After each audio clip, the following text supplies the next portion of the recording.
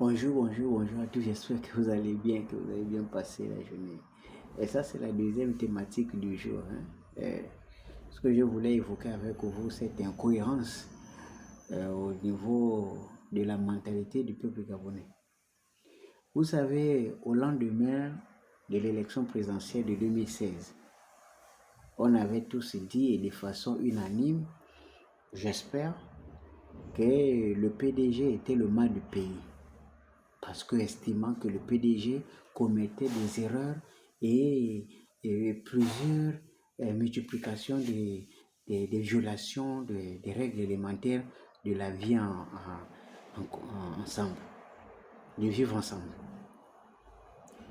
Eh bien, nous sommes arrivés à l'élection. Je ne sais pas, le même 2016, c'est trop loin, on peut même remonter à 2023. Et ensuite, arriva le coup d'État. Vous avez polémiqué à travers les réseaux. Oh, ce n'était pas un coup d'État, c'était un arrangement entre les autres. Ok, d'accord. C'est un arrangement. Ou bien c'est un coup d'État. C'est à vous de voir. Mais quand c'est arrivé, Oligui a dit, bon, il faut que maintenant, on doit suspendre tous les partis politiques. Wow, vous avez applaudi.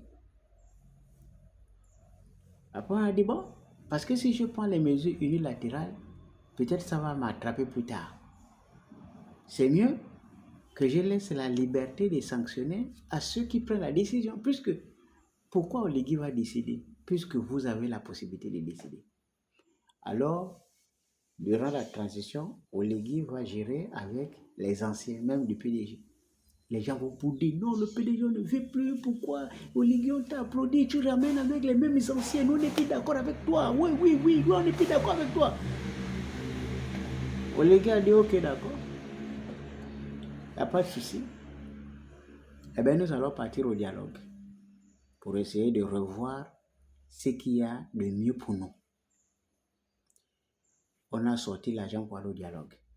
Je vous rassure que dans le quartier, les voisins que tu connaissais, qui maîtrisaient bien que, même dans la société civile, quelqu'un qui connaît que tu as le potentiel, il fasse ton nom pour mettre son cousin, pour aller au dialogue. Est-ce que c'est Oligui qui a demandé aux gens de se comporter comme ça? Non.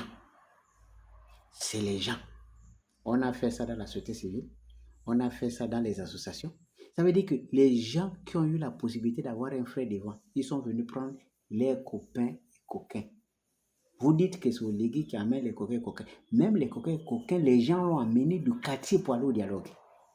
Au résultat, vous vous êtes retrouvés au dialogue national inclusif. Vous êtes retrouvés là-bas en famille. Les communautés en famille. Ceux qui se connaissaient se retrouvent là-bas. Si on fait le ratio de tous ceux qui ont participé au dialogue, vous allez voir, il y a les communautés qui n'étaient même pas représentées sur ce dialogue-là. Je vous assure la vérité.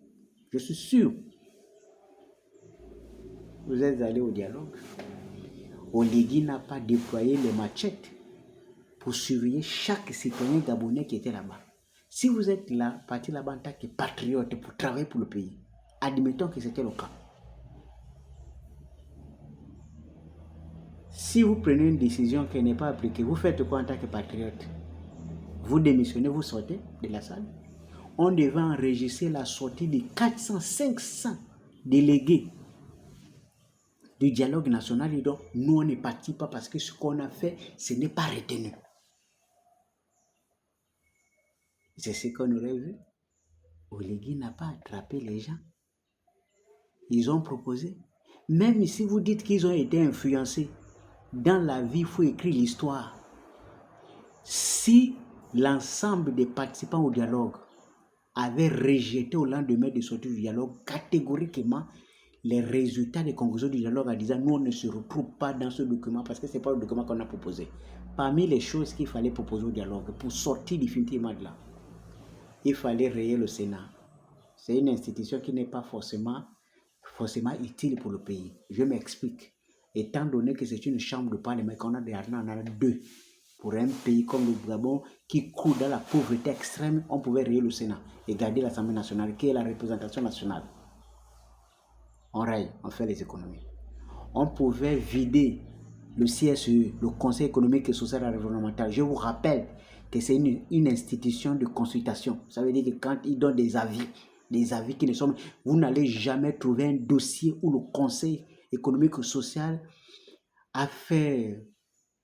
bref, on a conseillé le retour de la peine des morts. Mais on pouvait gommer cette institution. Ça fait 2 institutions. On fait des économies. Même si c'est la première institution du pays, on pouvait gommer.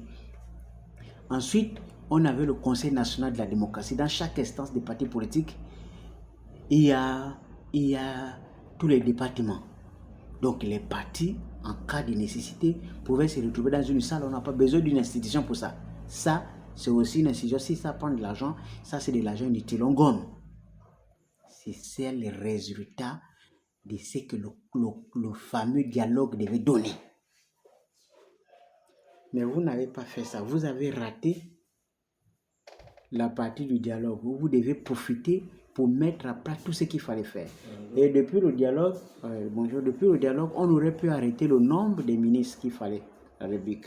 On devait dire dans un pays comme le nôtre, on n'a pas besoin forcément de 21 ministres. Arrêtons le nombre de ministres à 15. Et plafonnons le salaire de tous les ministres à 5 millions. Le dialogue devait s'occuper des choses de ceci pour éviter de tomber dans tout ce qui est aujourd'hui. On assiste aux choses. Après, vous allez accuser que c'est le président. Vous avez eu l'opportunité de le faire. Après, vous allez me dire que non, on vous a forcé. On a forcé 400, 500 personnes. On a forcé individuellement à ne pas le faire. Bon, c'est tant mieux. Ensuite, nous sommes partis du dialogue. Nous sommes arrivés aux élections présidentielles. 93% sur l'ensemble du territoire national, les gens ont donné 93% au Ligue. Il a été plébiscité. Durant toute la campagne, vous avez été accompagné par des PDG. Ils ont battu campagne. Et les PDG, ils battent campagne en s'appuyant sur vous, le même peuple qui dénonce les PDG. C'est vous toujours que les PDG sont utilisés pour aider au Ligue à avoir 93%. Au lendemain des élections, c'est encore vous demandez au Ligue de se séparer les gens que vous-même vous avez accepté qu'ils accompagnent au Ligue. À un moment donné, on ne veut même plus comprendre ce que vous allez faire. Parce que la preuve, après l'élection présidentielle, vous demandez à Oligui de ne plus travailler avec les PDG. Quand il vous a donné, quand Oligui a été élu président, il n'a pas formé de gouvernement. Il a dit qu'on va d'abord aller au législatif, avant on va former le gouvernement, le premier gouvernement de la 5e République. Il a dit allez aux élections. Même si on dit qu'il a soutenu UDB. Est-ce qu'il n'y a pas des candidats UDB qui ont perdu l'élection? Si. Si vous avez vu que le candidat du UDB qui vient là, c'est un ancien PDG et que vous l'avez sanctionné sur les urnes, vous sanctionnez, vous conservez les urnes, vous créez des problèmes. Juste ça, Olivier même va savoir que non, là, ces gens-là ne sont plus aimés par les populations. Et là, il sera obligé de dire, les gars, vous voyez, malgré toute la volonté que je veux vous soutenir, mais le peuple ne veut plus. Oligui devait se plier. Mais quand Oligui a envoyé les PDG, il a dit, bon, les PDG, si vous voulez intégrer mon parti, les PDG sont intégrés. Ils sont venus vous voir. Ce n'est pas Oligui qui a nommé, ils sont venus vous voir. Beaucoup parmi vous couraient même derrière vous. Oui, leader. Maintenant, ils sont eux. Vous dites maintenant Oligui que non, il ne faut pas travailler avec les PDG. Oh! C'est vous qui avez envoyé les PDG à l'Assemblée. C'est vous qui avez envoyé les PDG au Sénat. Vous dites maintenant à quelqu'un d'autre de décider de ne pas travailler avec les PDG. Vous qui les avez envoyés là, qui vous a forcé? Les PDG qui ont été élus là, ils ont été élus et d'autres ont même fait même plus grave. Ils n'ont même pas changé de parti pour aller à UDB. Ils sont restés dans le même parti, mais ils ont quand même été élus.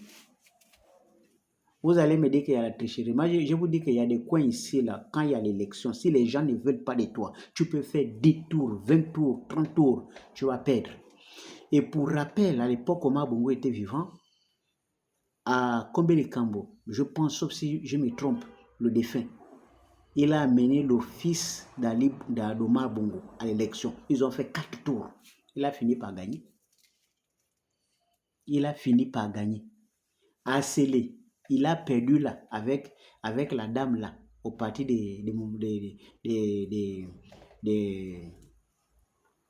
le parti de Mamboundou.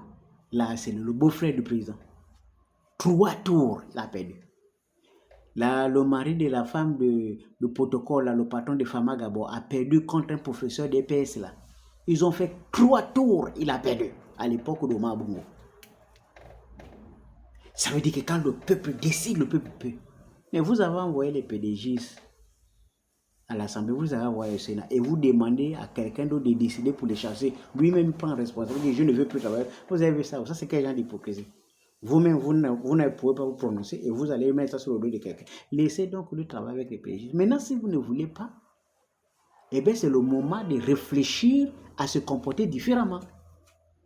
Mais quand vous ne voulez pas changer, vous voulez qu'Oligui fasse quoi? Oligui ne peut pas changer parce que c'est vous qui devez changer pour que lui change. Parce que si vous changez, lui il va faire différemment. Qu'est-ce que vous voulez qu'il fasse? Si vous avez chassé les PDG depuis l'initiative locale, lui il devait être moins encombré.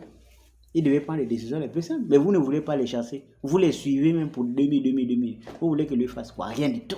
C'est la mentalité, l'incapacité. C'est pas vrai. Non, moi je vous dis la vérité. Hein. Nous sommes encore là. C'est parce que c'est Oligui qui se fatigue. Normalement, en temps normal, tout ce que vous dites là, c'est machin. Carmela, elle est pédagogiste, non? Elle a été élue. Vous voulez dire qu'Oligui s'est déplacé pour aller en Toum, il a mouillé chaque électeur de Toum. Il a mouillé, non? Elle a fait le deuxième tour, elle a gagné. Vous allez dire qu'elle a triché. Oui, elle a triché. Mais tu penses que si les gens étaient décidés à ne pas la faire, elle devait être élue? Non. Bon, maintenant qu'elle est élue, vous voulez qu'Oligui fasse quoi? Qu'il jette les gens? Il est obligé de collaborer avec les gens qui sont élus. Il travaille avec eux. Voilà. C'est vous qui avez la lourde responsabilité de rejeter tout le monde. Si Oligui se retrouve avec des élus qui ne sont pas pédagogos sur le tout, qui n'ont pas, même quelqu'un que vous savez qu'il a fait du mal avant, même s'il est dans le parti, vous n'êtes pas élu. Quand Oligui va se rendre compte, il y a que de nous, on va dire, ah, tous les anciens sont partis. Pourquoi ils sont partis? On va dire, non, monsieur le président, le peuple ne veut plus des anciens. Tous ceux qui ont fait du mal au pays sont automatiquement chassés. Là, le président prend ça au sérieux. Mais vous ne faites pas ça. Quand il s'agit des élections législatives, là maintenant, chacun retourne dans son ethnie. On défend quelqu'un à cause de l'ethnie. On oublie même le mal que la personne a fait à la République. Et vous voulez que ça change comme ça? Ça ne peut pas changer. Restons comme ça. On est habitué.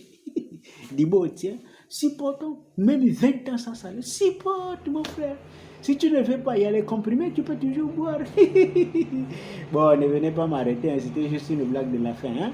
Dis-moi, tiens.